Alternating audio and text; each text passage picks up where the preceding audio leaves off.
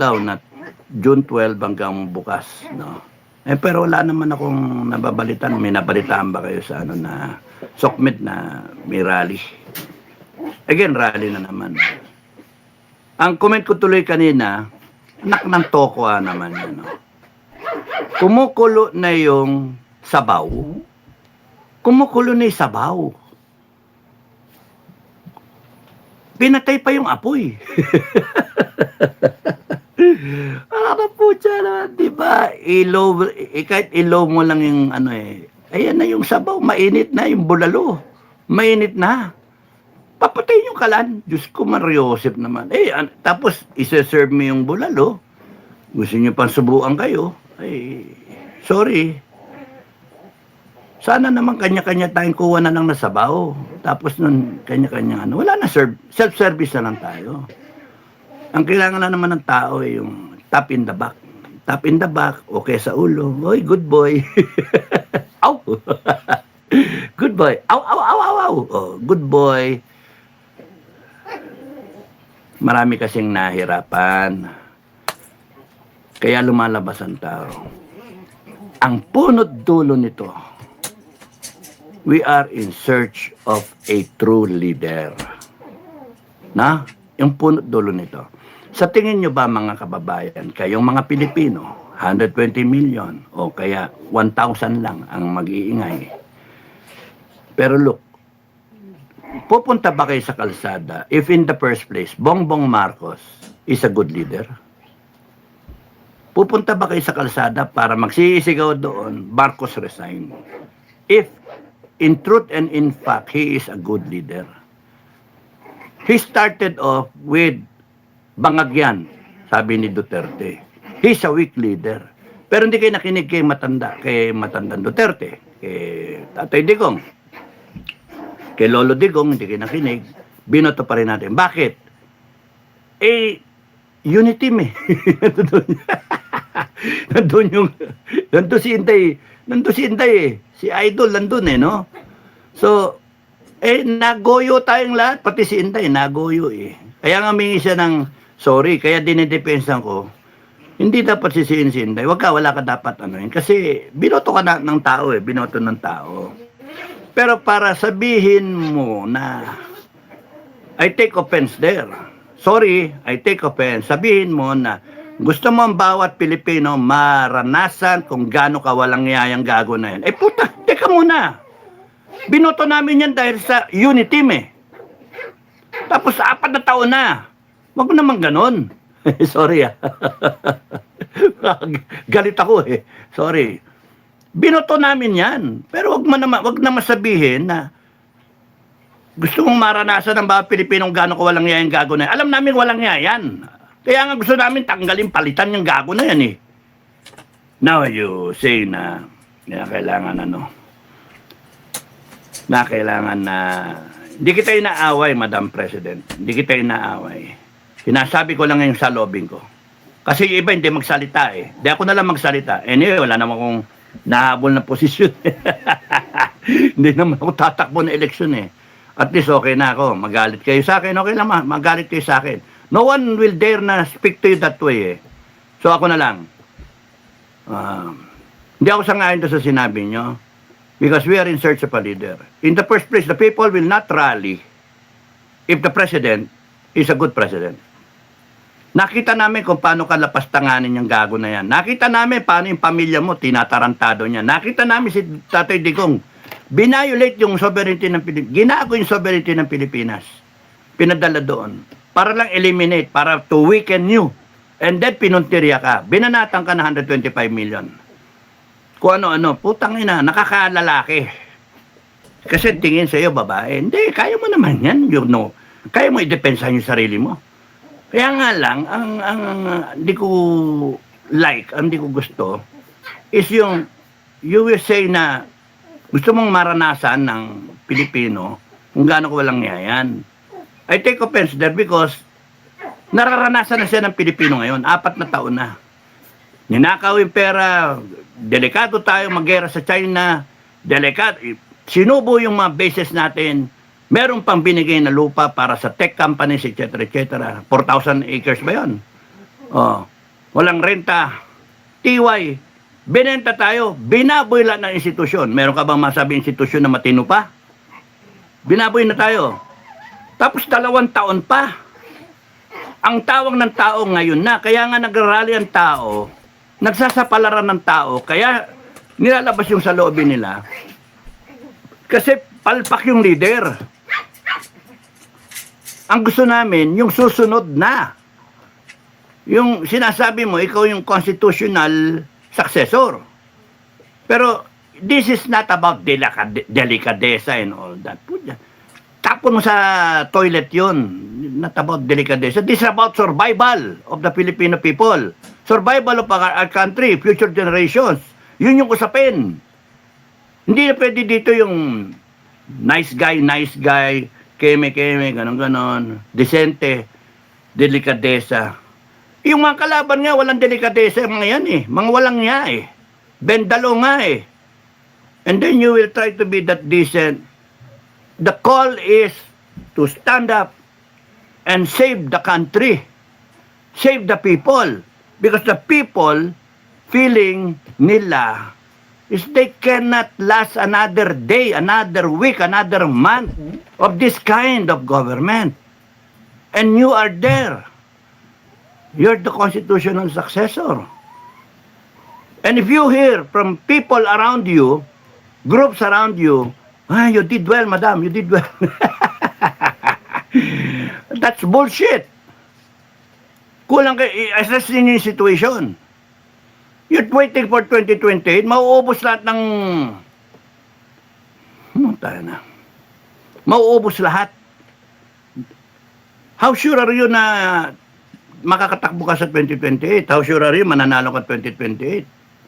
When people right now might perceive you also as a weak leader. Ay, sorry, ako lang magsasalita para hindi masabi ng iba. ako na lang, magalit kayo sa akin. Anyway, the problem here is survival of the country. So, ang punot dulo nito is that we have an incompetent leader. And the people are hoping that the incompetent leader will be replaced by a God-fearing, people-oriented, progress-oriented leader. Yun, ikaw yun. Madam President, ikaw yun. So,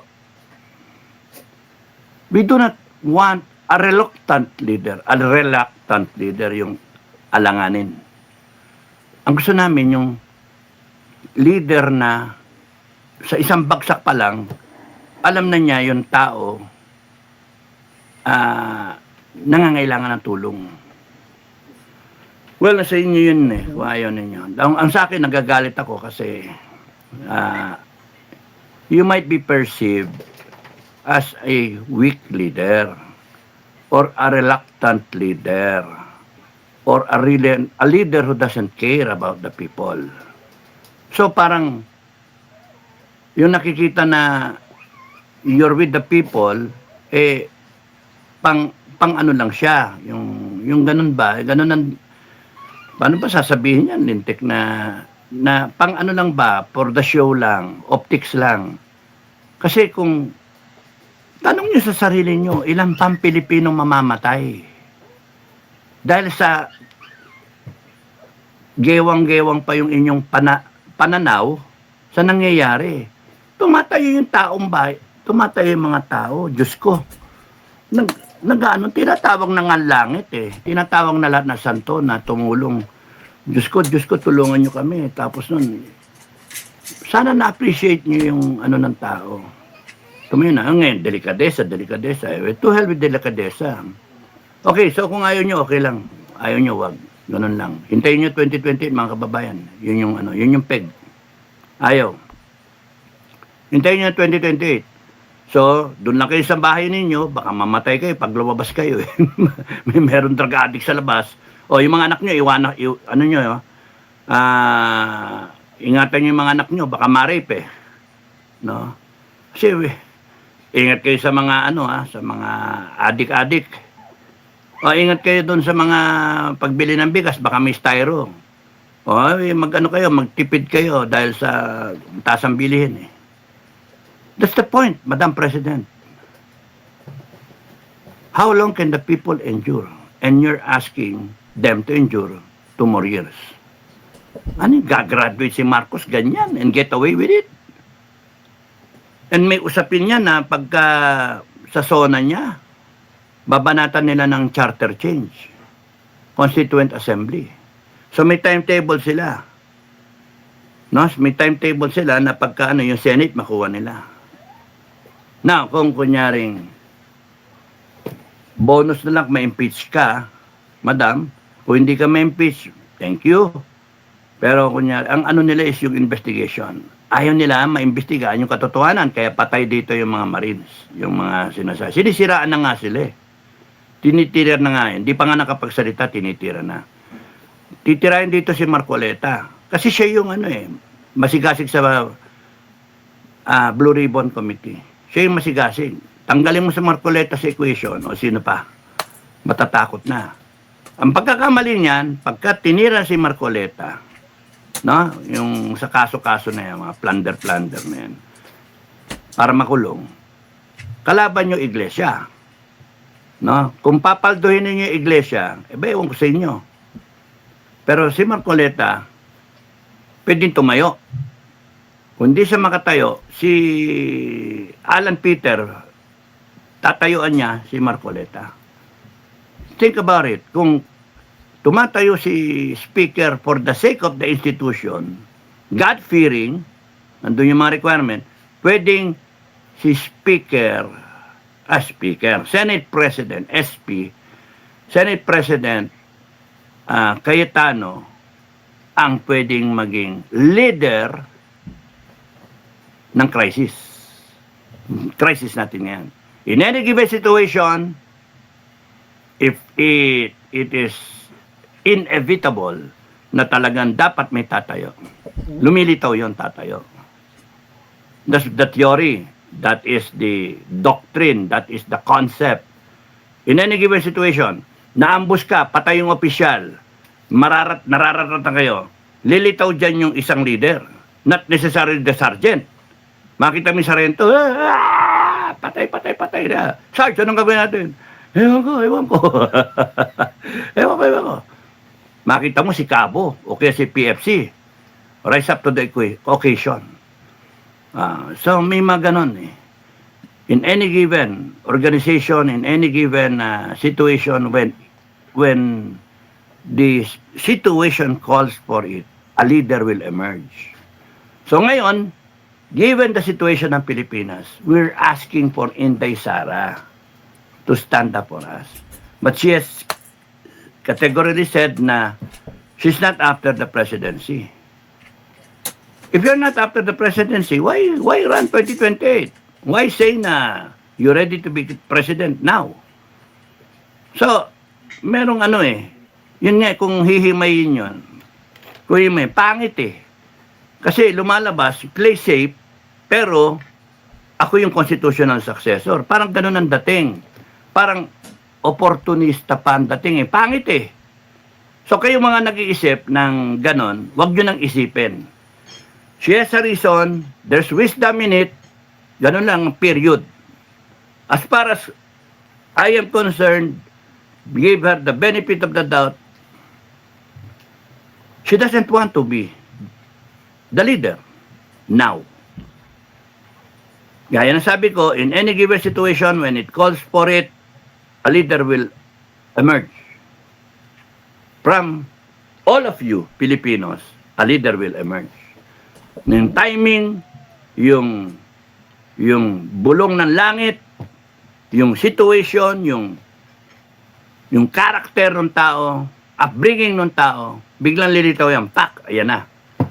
So, ang SFGF, basta may tumayo dyan, doon tayo. Suporta natin because kailangan talaga ng suporta. Kung sino man yan. Could be a senator. Pag tumayo si Marcoleta, suporta tayo. Pag tumayo si Senate President Cayetano, he's the number 3 guy now. Bongbong Marcos, Sara Duterte, Senate President. He's God-fearing. Okay lang. So far, nilalaban niya yung Senado, ibig sabihin, nilalaban niya yung interest ng Pilipinas. So okay lang. Pag tumayo si Senate President, suportahan natin. Kasi we are in search of a leader para matapos to. At kung sino man ang tatayo dyan, bukas, sa kinabukasan, o kung sa isa pang bukas, o kung kailan man, given the situation, when biglang yun ang binagsak ng langit, Filipino people, you rise up and support that leader. Because we will not have the chance to have another situation or another opportunity to have that leader. Ano papayag kayo? Kukulong yung tao? Papayag kayo na patayin yung tao? Papayag kayo? And then iyak-iyak tayo later on. Sana. Sumuporta na. Hindi. Basta pag may tumayo dyan, we support that leader. Now, sa usaping constitutional ek na yan, no? Well, I don't know what will happen. Depende kung ano yung ano. Anyway, sovereign will tayo eh. Doon na lang natin when we cross the bridge. Sovereign will. Pagka nag-declare ang taong bayan, then, yun ang masunod. So, kunyari tumayo si Marcoleta, tumayo o kaya tumayo si Senate President, o kaya tumayo bigla si Robin Padilla, kasi inakusahan siya na tinulungan si Bato, kakasuhan siya, etc. At naisipan ni Robin Hood tumayo, yun na yun, siya na yun. Kita nyo? In any given situation, pagka meron dyan na puwersa, at dating yung karakter niya, dating nung analysis niya sa situation, etc., tatayo yan. No? Hintayin na lang natin sino yung tatayo. Kesa yung, Madam President, tumayo ka na.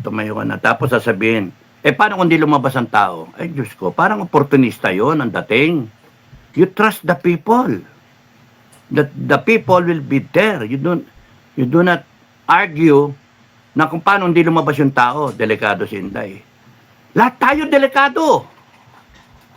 Lahat tayo. Ano yung pagkakaiba ng buhay ko, buhay mo, buhay niya, buhay natin, sa buhay ng bise? Lahat tayo delikado buhay. You do not value your life na mas mahalaga kesa sa buhay ng iba. Kaya nga ginagawa to para matapos tong gagong sitwasyon na to, may mamamatay pa sa bahay. The sooner that we finish this, the better it is for us para ma-preemptive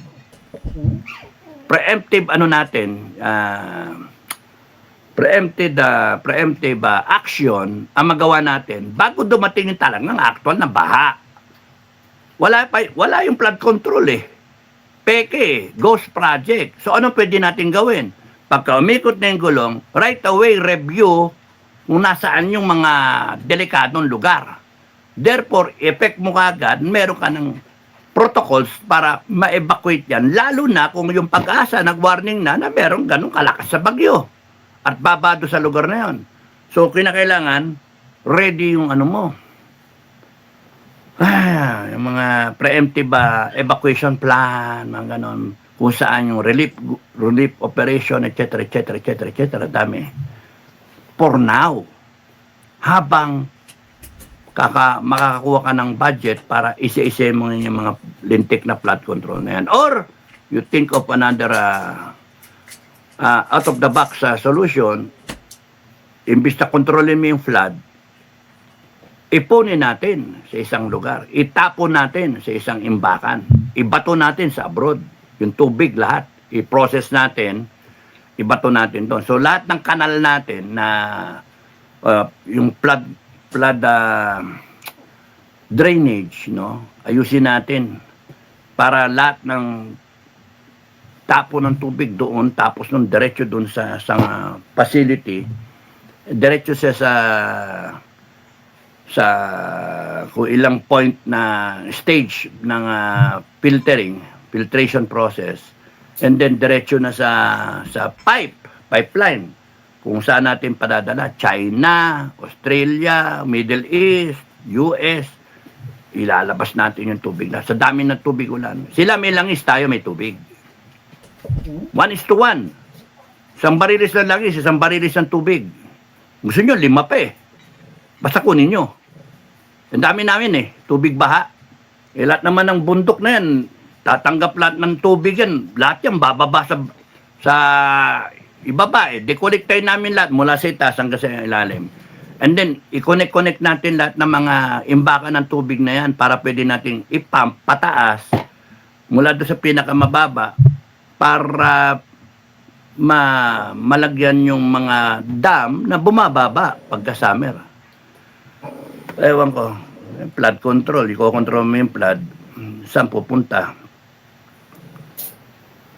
Flood collection. Mas maganda.